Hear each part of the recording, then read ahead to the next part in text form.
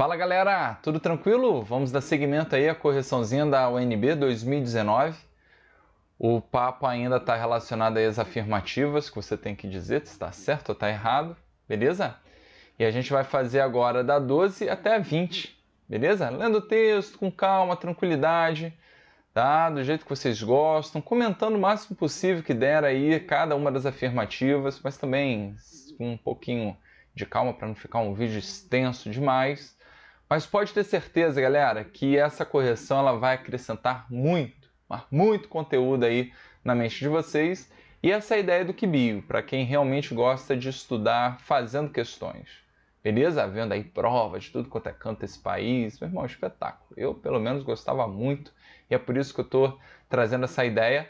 Lembrando que a gente também tem vídeos de conteúdo aqui no QBio. 2022 vai ter muito mais. Show? Então se inscreva aí no canal, galera. Pô, dê essa força aí pro professor. Pode ter certeza que esse ano vai ter muito, mas muito conteúdo para vocês aqui. Valeu? Segue a vinheta.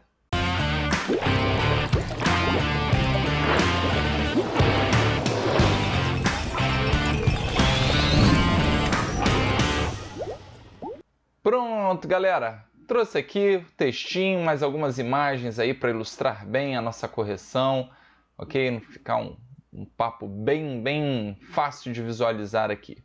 Então ele diz o seguinte, ó, que o Cerrado é o segundo maior bioma da América do Sul, ocupando uma área de 22% do território nacional. Do ponto de vista da diversidade biológica, esse bioma é reconhecido como a savana mais rica do mundo. Abriga 11.627 espécies de plantas nativas já catalogadas. Mais de 10 tipos de frutos comestíveis são regularmente consumidos pela população local e vendidos nos centros urbanos como o pequi, o buriti, a mangaba e a cagaíta. Rapaz, não conheço essas aqui não. Contudo, inúmeras espécies de plantas e animais correm um risco de extinção. Depois da Mata Atlântica, o Cerrado é o bioma brasileiro que mais sofreu alterações com a ocupação humana. Tendo como referência o texto apresentado e considerando a temática que ele suscita, julgue os itens seguintes. Só que a gente vai eliminar a 12, felizmente, né? Porque isso aqui é muito mais geografia do que biologia, e ela foi anulada, ok? E, sendo bem sincero, nem sei bem o motivo, ok? Vamos para a 13, que a 13 sim, a 13 está valendo e tem muito mais biologia na jogada. No Cerrado brasileiro, encontra-se tipicamente árvores com troncos e caules lisos. Botei-lhe a foto aqui, ó, né, bem bonitona de uma árvore bem típica do Cerrado. Reparem aqui como são muito contorcidos, né, os galhos aqui. Lembrem que a casca, né, a casca da árvore, na verdade, equivale ao que chamamos de suber, ok? E pensando numa árvore que é adaptada a queimadas naturais, ok? Quando pega fogo, cara, essa casca grossa, ok? Toda entrelaçada, ela impede que a temperatura do interior do tronco fique tão elevada quanto o exterior, beleza? Então protege aí a árvore, ok? Então não é à toa que muitas vezes aquele aspecto, né, de queimada da árvore e tudo mais, bateu a chuva, muitas vezes, cara, fica um verdinho, surpreende todo mundo, principalmente quem não é muito, né, da área ali da região do Cerrado. A gente fica realmente muito impressionado com a capacidade, né, de, meu irmão, regeneração aí das plantas. E lembrando, cara, você tem aí plantas, cara, que tem uma semente que ela precisa ser tostada para o embriãozinho germinar. Então realmente mas são muitas adaptações aí características, ok, do Cerrado. Beleza? Então ele fala ainda de solo rico em nutrientes, mas impróprio para a agricultura. Bom, se fosse impróprio para a agricultura, talvez a gente não tivesse tanta plantação de soja na região, né? Aí ele bota aqui fauna constituída apenas por pequenos mamíferos, né? Então, cara, olha só, né, o bioma do Cerrado. Trouxe essa imagem aqui para caracterizar bastante, porque eu trouxe uma árvore, mas lembra que a gente tem aqui, ó, de fato, as formações florestais, ok? né? Normalmente a gente não estuda tão a fundo assim o cerrado, tá? Mas aqui você tem, ó, né, a mata ciliar sempre aqui, ó, né, nas encostas dos rios, principalmente, né? Lembra que a gente fala muito da necessidade, né, de preservação da mata ciliar exatamente para evitar, né, erosão, assoreamento dos rios, ok? Um papo muito importante para vocês, ok? Né? O cerradão, que é muito característico aqui, ó. Então você já pensa, está botando aqui nessa região aqui para a esquerda, né? A parte mais florestal, né? Árvores de portes maiores aqui. Aí você repara que no desenho, nas formações, né, savânicas, né, a gente tem, né, uma diminuição considerável do porte das plantas, ok? Aí você tem aqui as formações, né, campestres. A gente fala bastante dos campos limpos também, uma característica, né, bem clássica. Beleza? Então a gente tem um pouquinho de tudo. Realmente o cerrado ele possibilita, né, essa grande biodiversidade, né, que o cara considerou e caracterizou no texto. Beleza? Então a 13, né, tá errada, né, porque ele diz que são troncos e caules lisos. Beleza? Então a gente realmente não caracteriza isso nas plantas, principalmente aí nas árvores do cerrado. Show! Aí no seguinte textinho, né, sempre um textinho, algumas afirmativas, o cara botou assim, ó, que o contato com a lagarta Lonomia obliqua, né, de cor mais escura, com muitos espinhos e manchas brancas próximas à cabeça, ok, pode levar à morte. Essa espécie de lagarta mais venenosa do Brasil e foi encontrada em Brasília, Distrito Federal, em quadras dos Lagos Sul, Norte, em Braslândia e no Parkway.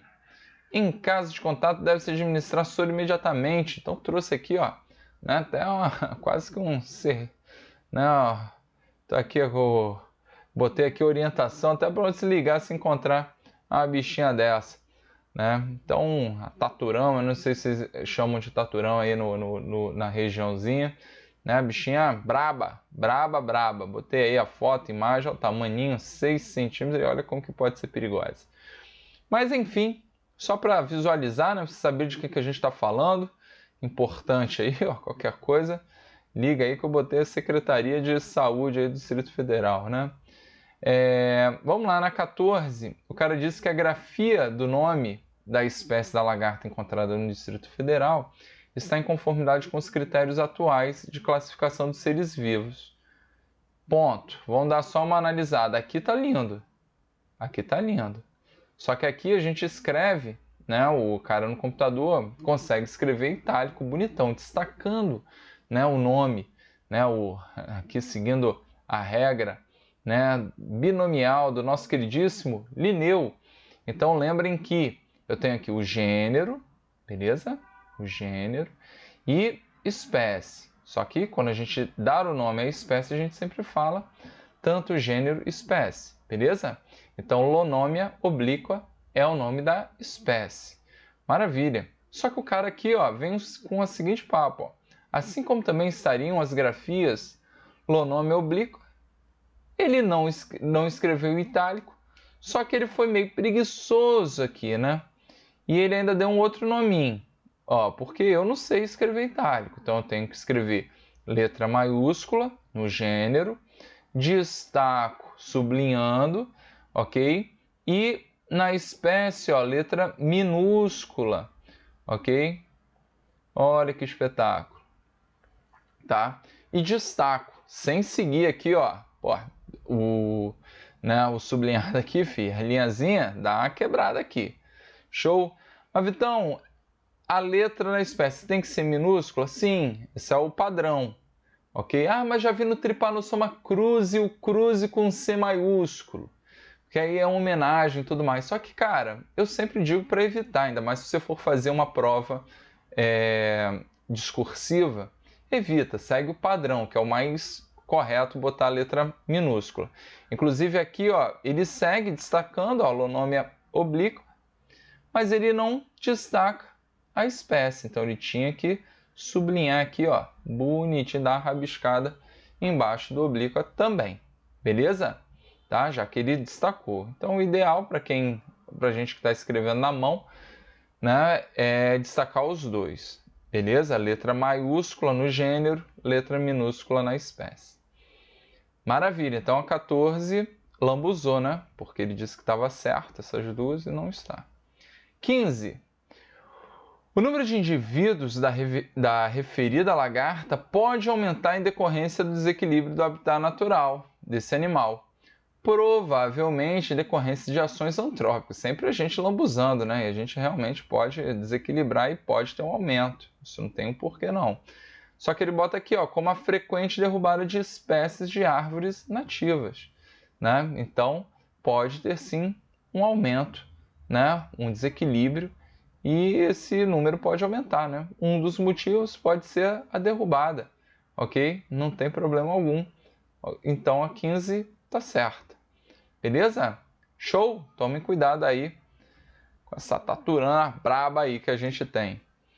Bom, e aí vem um textinho maior, vamos ler com calma, sem estresse, tá? E até para a gente ir destacando o que for mais importante.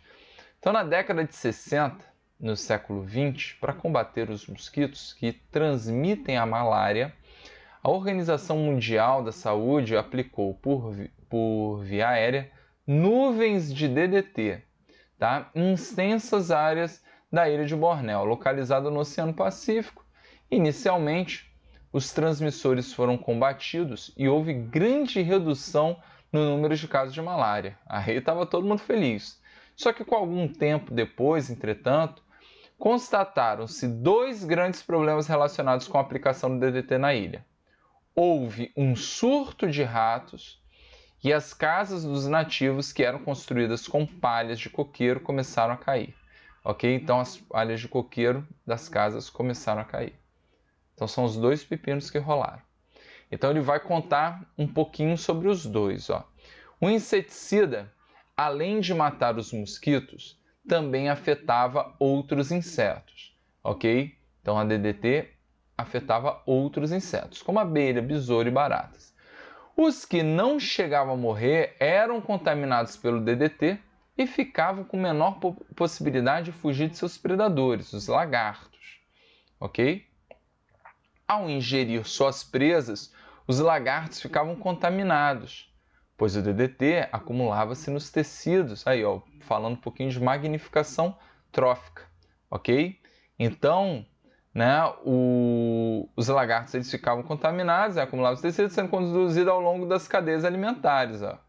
Então, os lagartos então ficavam mais lentos, tornando-se presas fáceis para os gatos, ok? Então, seus predadores, os quais, por sua vez, ao ingerir os lagartos contaminados, acabavam morrendo.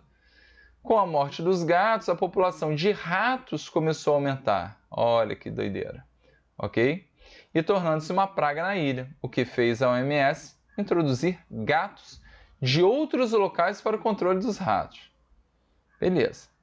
Então, ao mesmo tempo, com a redução do número de lagartos, começou a haver a proliferação de um outro inseto.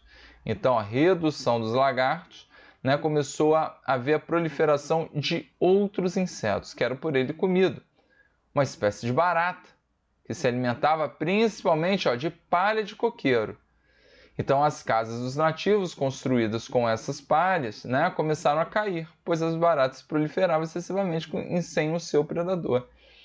Então, para resolver esse problema, o OMS precisou levar para a Ilha Bornéu um tipo de lagarto que controlasse, então, levou um tipo de lagarto que controlasse a população desses insetos. Beleza?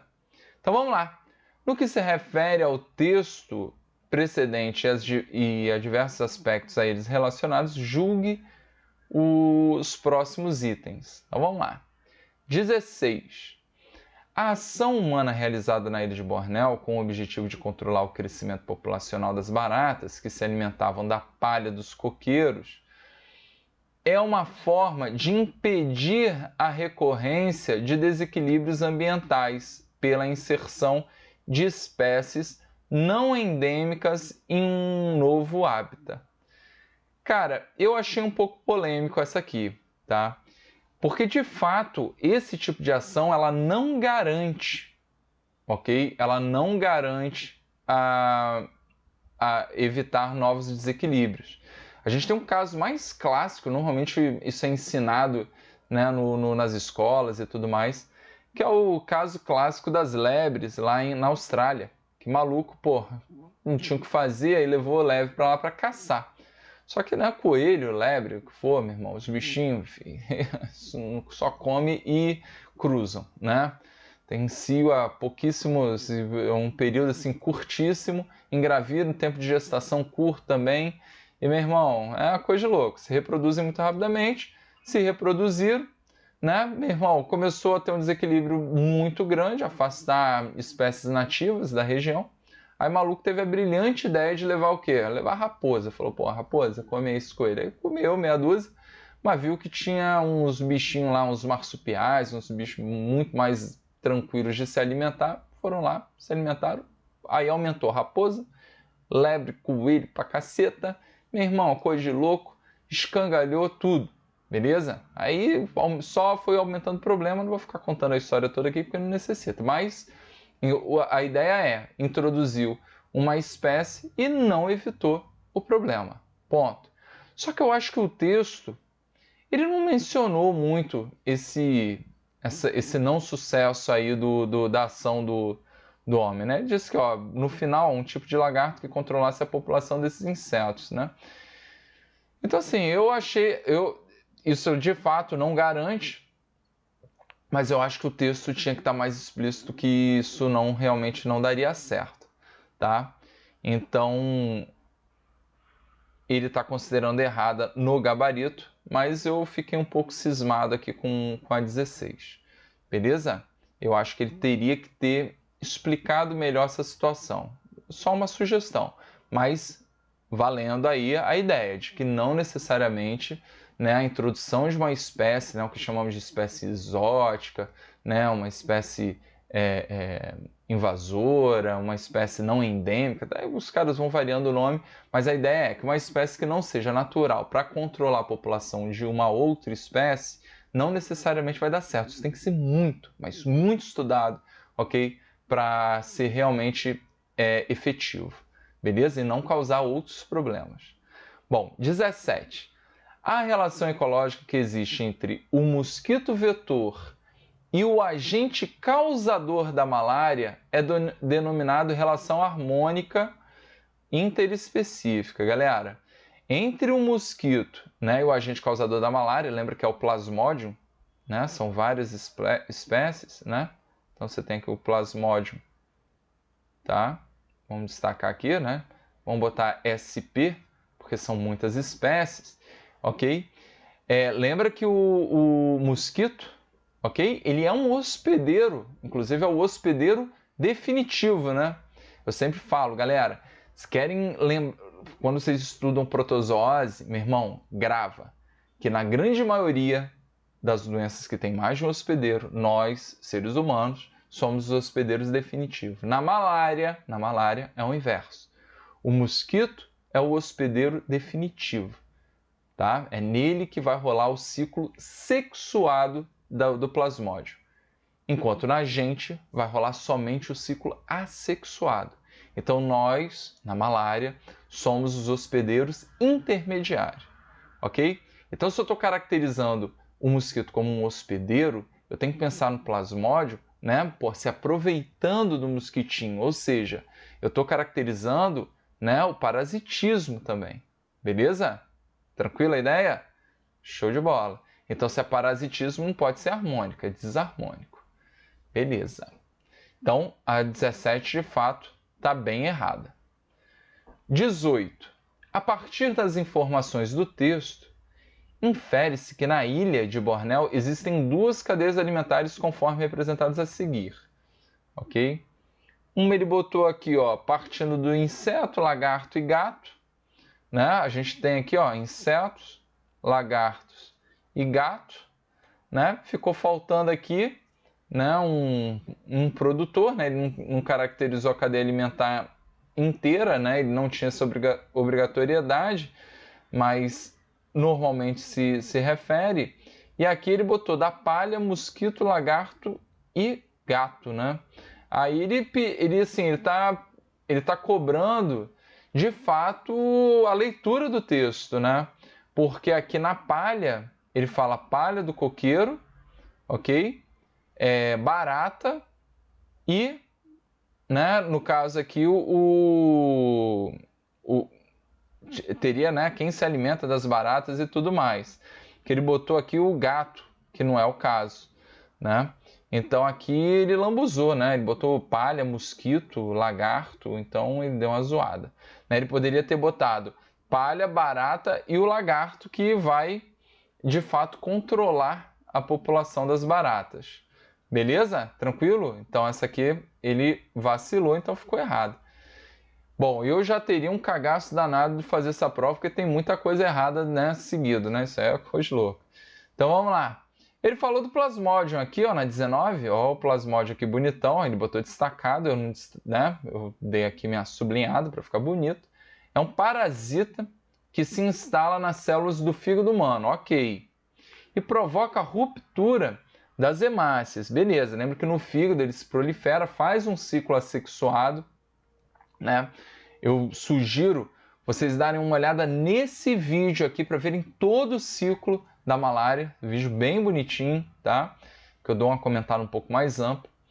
E ele diz que provoca a ruptura das hemácias, isso também acontece, só que ele diz que o que configura uma relação desarmônica, beleza, parasitismo, só que ele diz que é intra, gente. Eu estou falando do plasmódio, o protozoário, e a gente. São espécies diferentes, então é interespecífica. Mais uma errada. Eita, Lelê. Né? E vem a 20. As fêmeas transgênicas do Aedes aegypti são caracterizadas pelo desenvolvimento hemimetabólico. Opa! Então, qual é a classificação quanto ao desenvolvimento? Lembra que a gente tem os indivíduos que são ametábolos, sem metamorfose, hemimetábolos e holometábolos. E aí, cara, os holometábolos, calma aí que eu escrevi errado, metábolos, ok? Holo é de total. Aí você vai ter ovo, né, a larva, a pupa, ok? E o adulto. Então, a larva bem diferente do adulto, galera. É o que rola no mosquito, é o que rola na borboleta, que vocês conhecem, né? A historinha da Dona Lagarta, né? Vimos aí na questão da taturama bonitona. Maravilha? Então, galera, né? Não tem nada, né? Porque é transgênica que é imetábulo. Ela continua holometábulo, né? Tendo estágio larval, ok? Então, se já lambuzou aí, ó. Então, podendo, por isso, ser utilizados como medida profilática para o combate do mosquito vetor, né, do vírus da febre amarela, da dengue, da zika, chikungunya. Né? Lembrem, cara, que isso é um papo bem bacana também. A gente falou de Austrália aí, né, no comentando a questão de espécies invasoras, tá? A Austrália, ela também tem uma epidemia de dengue e ela fez um trabalho em paralelo com o Brasil. Né? O Brasil ele inicialmente trabalhou muito com mosquitos transgênicos, ok? E enquanto a Austrália trabalhou com uma bactéria que é do gênero Wolbachia, que é uma bactéria que ela diminui a replicação do vírus no mosquito. Então o foco é diferente. Tá? Enquanto a gente aqui trabalhava com transgenia nos machos para não haver a proliferação do mosquito, lá na Austrália pensou na Wolbachia. Beleza? Qual o grande lance? Trabalhar com transgenia em populações de organismos que a gente às vezes perde o controle é um pouco complexo, ok? Até porque a gente pode perder o controle, desenvolvimento de outras espécies e tudo mais, então o pessoal fica com um pouco de medo em relação a isso. Agora, né? A Wolbachia deu muito certo. Inclusive já trouxeram para o Brasil. Aqui em Niterói, na minha terra, né, a gente faz bastante controle, não só aqui, em vários outros lugares no Brasil. Beleza? Então ficou uma curiosidade aí, um papo bem bacana. E aí você utilizando, né, um organismo vivo, né, uma bactéria, né, para atuar aí no controle de uma outra de um outro organismo, né? No caso aí, o vírus, aí você fica à vontade, se quer considerar o vírus vivo ou não vivo, né? Tem essa discussão filosófica, uma coisa maravilhosa, mas eu deixo contigo. E aí, esse vídeo já deve estar ficando longo pra caceta, né? Não vou perder, né, muito tempo agora discutindo isso. Mas galera, é muita alternativa errada, hein? Putz grila, né? Nas afirmativas, eu ia ter um cagaço. Beleza? Ia ter um cagaço de marcar tanto errado a seguida assim. Mas, enfim, não tenham medo, né? Se tem nessa prova, pode ter em outras também. Vamos com tudo. Show? Se curtiu, galera, manda um comentário, dê um joinha, se inscreva aí no canal, pô, dê dicas, pô, se tiver alguma prova que vocês queiram fazer, pô, eu tô fazendo tudo. Beleza? Até a próxima.